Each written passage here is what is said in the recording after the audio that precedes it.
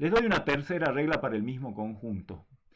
Asociar a cada varón con todas las mujeres que cumplan la siguiente condición: que el nombre de la mujer termina con la misma letra que el nombre de él. O sea, ahora tengo que hacer parejitas con la consigna de que todas las parejitas posibles con la consigna de que el nombre del varón termine en la misma letra que el nombre de la mujer. Veamos. Bautista. Empecemos por analizar esta regla, cómo asocia a Bautista. Con Nora, porque los dos terminan en la misma letra. Con Maite no, pero a Bautista también esta regla la asocia con Bernarda. También lo asocia con Elsa, ya cansa Bautista. Lo asocia con Ana. Roque, bueno, Roque solo puede asociarse con Maite a través de la regla esta porque los dos terminan en E. Y a Juan le tenemos que buscar alguna que termine con N, pero no hay. Así que terminó ahí la descripción de los pares que forman esta forma de vincular. ¿Será una función o no? Vemos que Bautista queda asociado con Nora, con Bernarda, con Elsa y con Ana. Entonces, ese es uno de los problemas. O sea, Bautista no cumple la unicidad y Juan no cumple la existencia, queda sin pareja. Entonces este es un ejemplo de relación, de vinculación, de manera de vincular elementos de X con elementos de Y, el dado por esta regla, que no cumple ni la existencia ni la unicidad. Es como para mostrarle que digamos, una vinculación entre dos conjuntos puede no ser una función, ya sea porque falle la existencia, o porque falle la unicidad, o porque fallen ambas, como es este el caso. Entonces no es una función de este X en este Y. ¿Cómo se ve que fallan la existencia y la unicidad en diagramas de Venn? Bueno, simplemente acá hay un elemento del dominio del cual no sale ninguna flecha. Ese quiere decir que no es parejita de nadie, no cumple la existencia. Ya eso solo alcanzaría para decir que esto no es una función, esta lista de pares. Pero aparte hay uno, B, del cual sale más de una flecha. Entonces, en ese caso, este no cumple la unicidad, por lo tanto, la regla de asociar estos con estos no cumple ni la existencia ni la unicidad. No es una función. Y en diagramas de ejes cartesianos, bueno, una vertical por Bautista corta la gráfica en 4 puntos. Chau, la unicidad. No cumple la unicidad. Y una vertical por Juan no corta en ningún punto. Eso, chau, existencia. Con que una de esas dos condiciones no se cumpla, ya alcanza para decir que esto no corresponde a una función. Última regla entre el mismo conjunto. Los desafíos.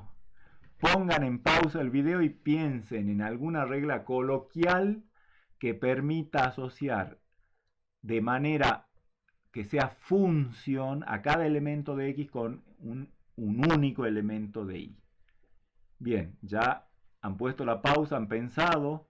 Si han encontrado alguno, me alegro. Y si no, acá les doy un ejemplo. Asocien a cada varón con una mujer cuyo nombre comienza con la última letra del nombre del varón.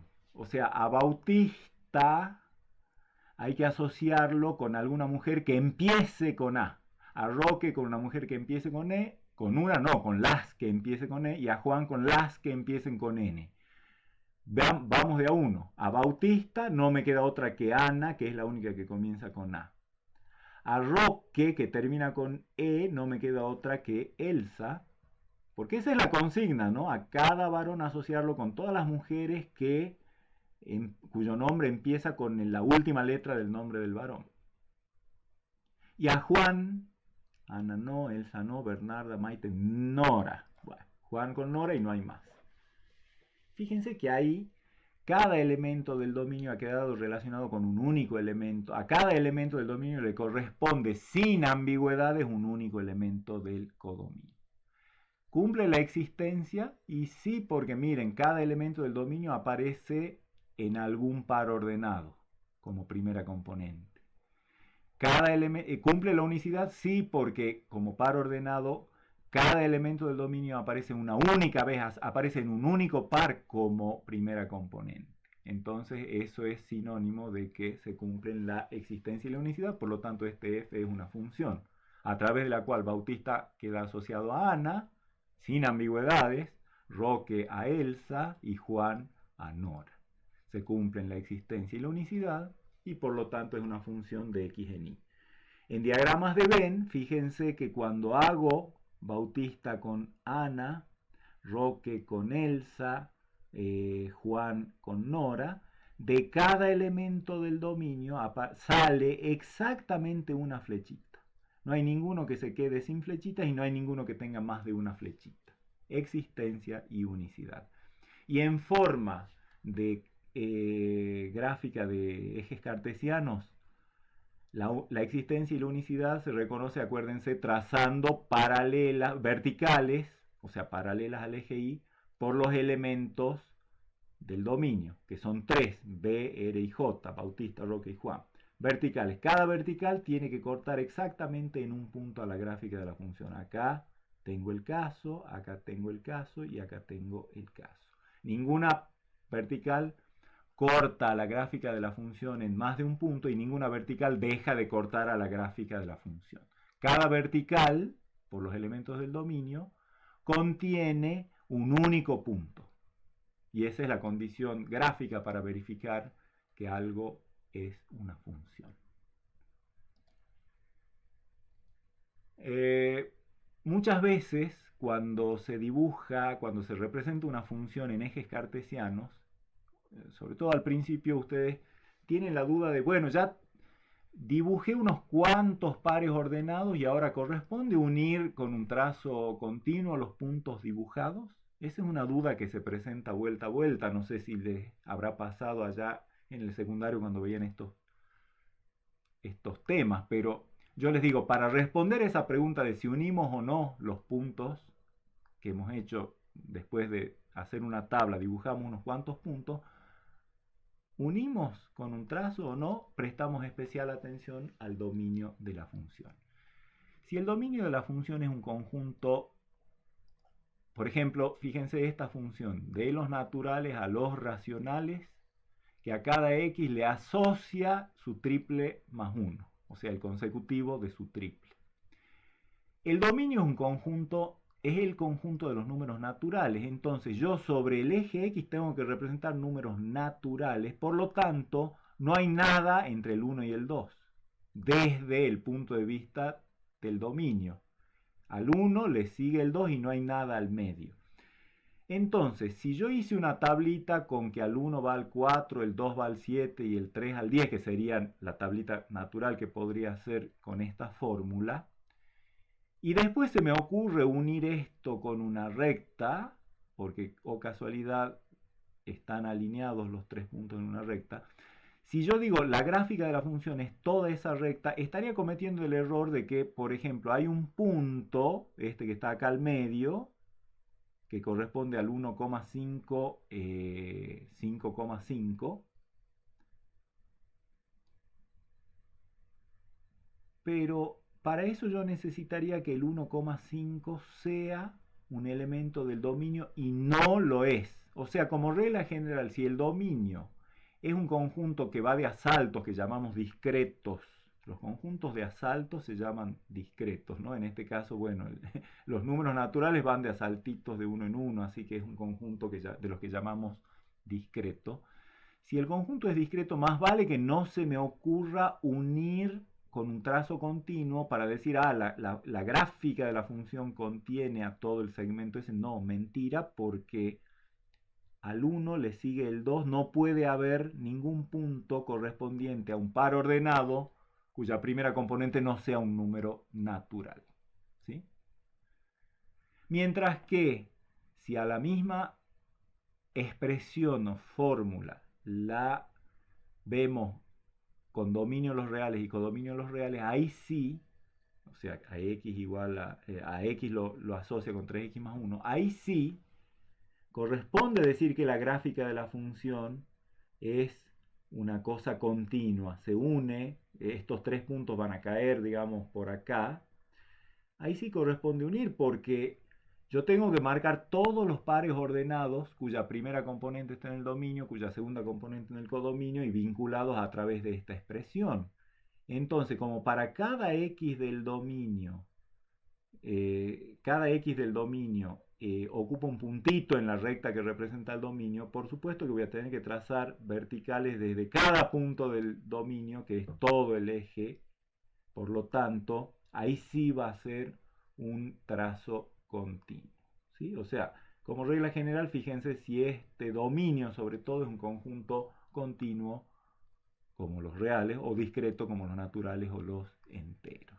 O en el caso de recién, digamos, de las parejas de Bautista y compañía, ahí ni siquiera tiene sentido unir con una gráfica porque ya sabemos que cada punto representa una pareja y entre Bautista y Roque, creo que aparecía en la figura de recién, no hay nadie porque no hay más elementos en el conjunto, ¿sí?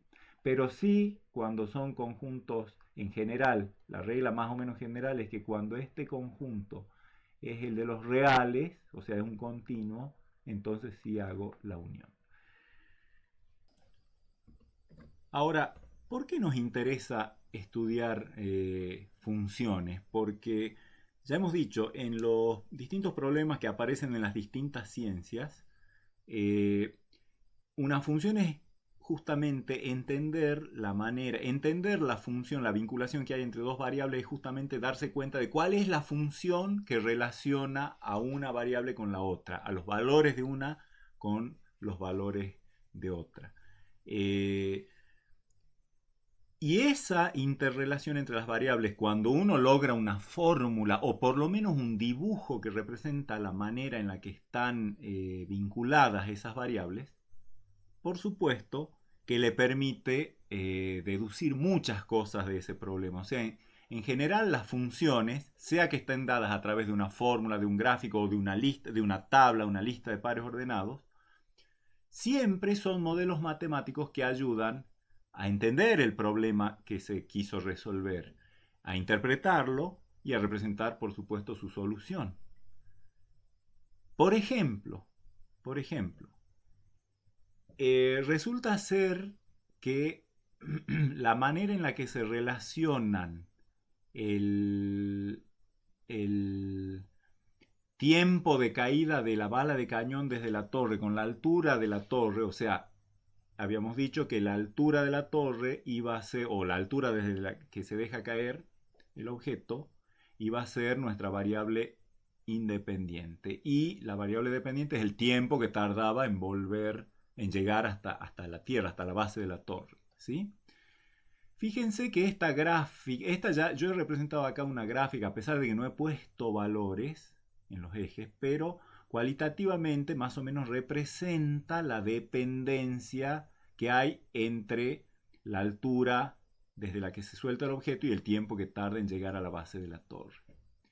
Indica por lo menos que no hay una proporcionalidad, es decir, si hubiera proporcionalidad, al duplicar la altura tendría que duplicarse el tiempo, por ejemplo, y no es el caso. Vemos que al contrario, el tiempo se va aplanando, se va haciendo una curva cada vez más parecida a una horizontal, pareciera la tendencia de esto. Digamos, eso que digo es muy, muy ambiguo, pero por lo menos ya me está diciendo no hay una proporcionalidad. Pero aparte, si yo elaboro un gráfico como este para ese problema y le pongo numeritos a los ejes, o sea, digo, más o menos a unos cuantos puntos de esta gráfica, digo cuáles son sus coordenadas, le entrego esto a una persona y le digo, che, ¿cuánto pensás que va a tardar en caer un objeto que cae desde 50 metros de altura? Esa persona, con una mínima instrucción,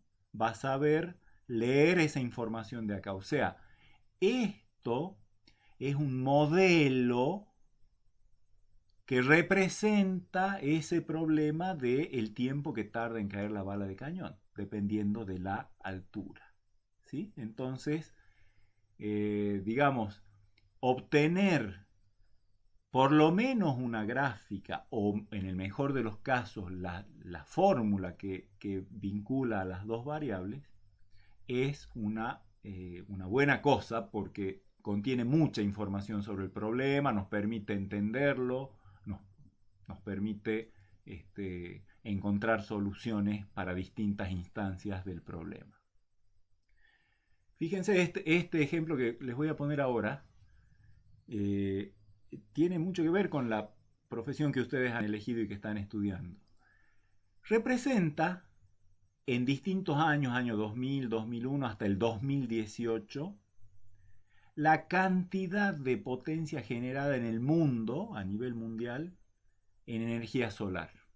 O sea, por medio de la energía solar. ¿Cuánta potencia se ha generado en el mundo? En el año 2000, obviamente, acá están marcados, la gráfica corresponde a los puntos.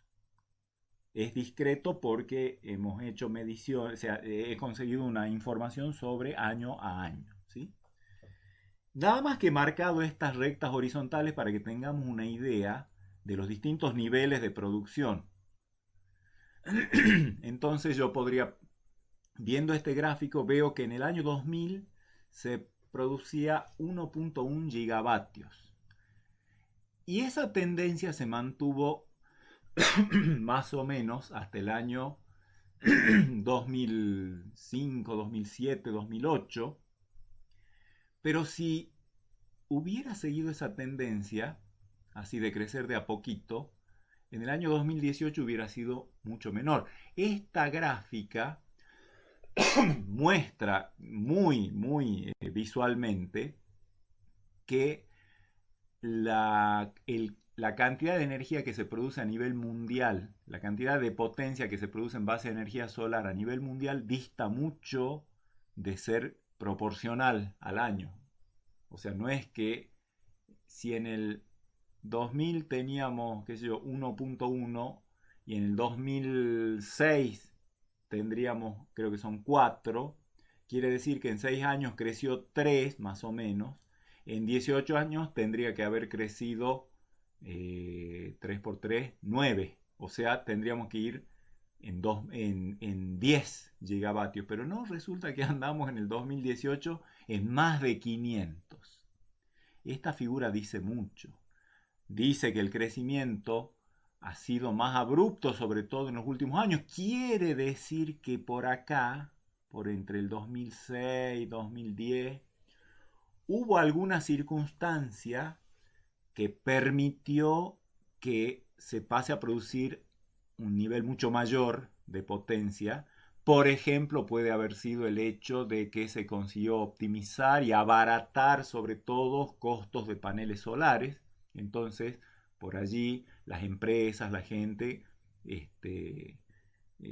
logró, digamos, instalar más. Es como una computadora. En el año 1950 la computadora salía $1.000.000, la única que había. En el año 2000 capaz que sale, no sé, $500, o en el año 2010 o en el 2020. Entonces, claro, abaratar un costo también tiene mucha incidencia en cómo se usa ese recurso. Pero lo que interesa es la gráfica. Miren, muestra que lejos de ser lineal y de mantenerse una tendencia más bien proporcional en los primeros tiempos, ha pegado un salto cualitativo. Entonces, si uno dibuja esa función, gráficamente ve el comportamiento y puede tal vez interpretar algunas cosas. Y aparte, quizás también puede hacer predicciones. Yo me juego completamente la cabeza a que este crecimiento, que es lo que llamamos crecimiento cercano al exponencial, ya vamos a ver después este tipo de funciones, se va a mantener esa tendencia, con lo cual la energía solar va a necesitar cada vez más paneles, cada vez más profesionales que trabajen en energía solar. Por eso es que digo que ustedes en Cafayate tienen realmente una gran oportunidad, porque este tipo de cosas exige mucho recurso humano y ustedes se están capacitando para hacerlo.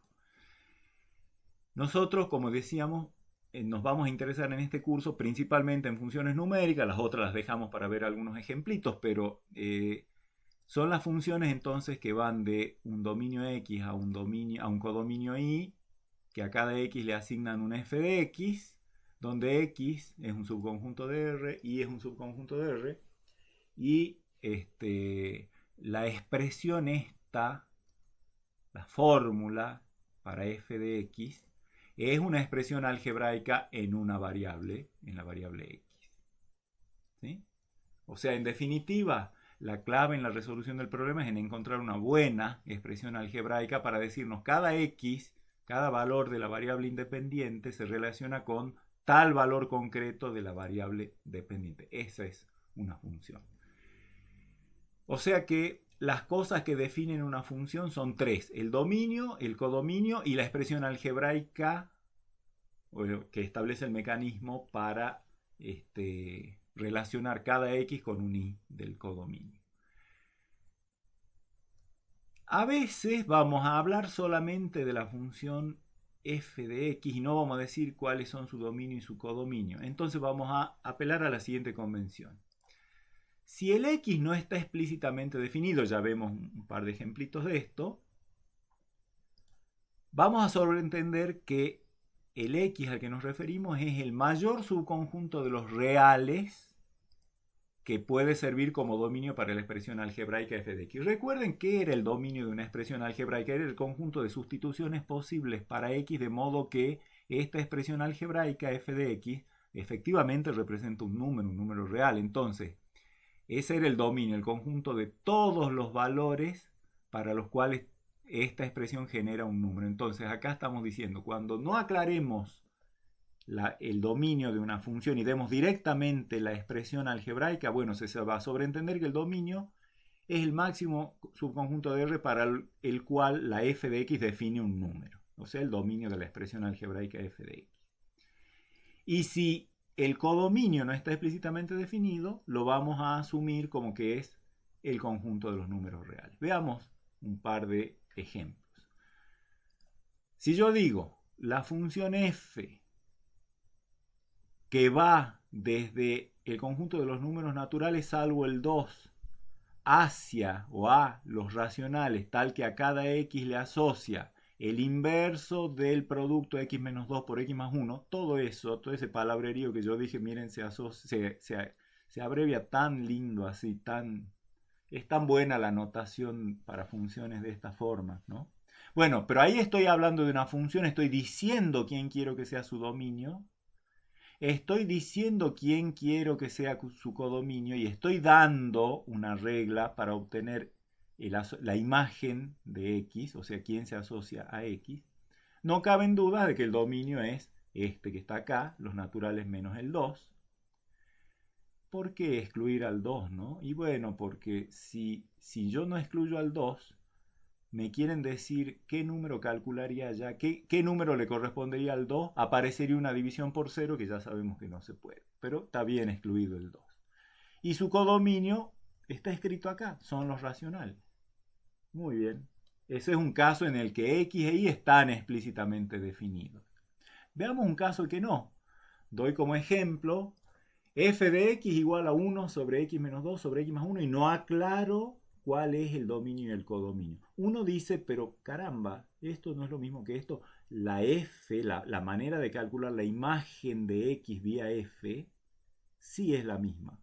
Pero acá yo no aclaré sobre qué dominio y sobre qué codominio tengo que considerar a X. Entonces, por nuestra convención, vamos a decir, todo esto define una función cuyo dominio es todos los números reales para los cuales esta fórmula está bien definida. Esta fórmula tiene problemas cuando el denominador se anula, que ya sabemos, como está factorizado, es en X igual a 2 o en X igual a menos 1. Por lo tanto, el dominio son todos los reales salvo el menos 1 y el 2, que hacen 0 este denominador. ¿Sí? O sea, fíjense que acá no estaba aclarado quién era el dominio, entonces de prepo lo tomamos el conjunto más grande de reales que pueda, que me permita hacer un buen cálculo de f de x. Y su codominio, como decimos, es el conjunto de los números reales.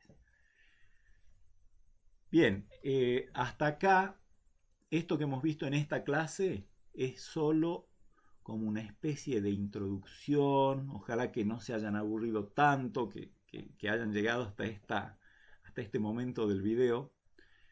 Pero hemos visto muchas cosas que vamos a usar en lo sucesivo. Lo que sí les aseguro que no hemos visto es cosas puntuales con cómo se relacionan el x con su f de x. Bueno, depende, hemos dicho que f de x en general vamos a intentar que sea, o sea, vamos a estudiar, nos van a interesar fundamentalmente las funciones numéricas en las que f de x generalmente va a venir dada a través de una fórmula.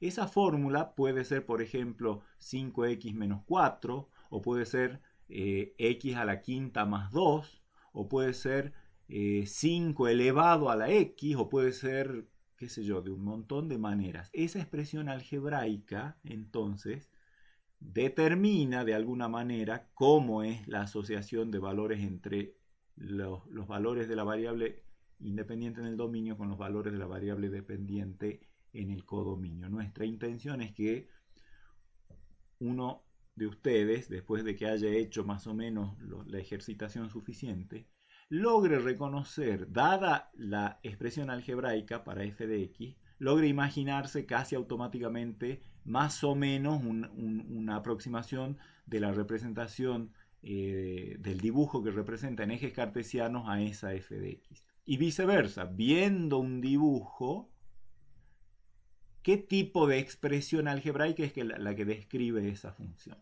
Eso es lo que vamos a hacer ordenadamente, de más fácil a más difícil, los distintos tipos de expresiones algebraicas que usamos para definir funciones. Así que nos estaremos viendo en la próxima clase, donde la primera función que vamos a ver va a ser la función lineal, que es la más fácil de estudiar. Hasta entonces.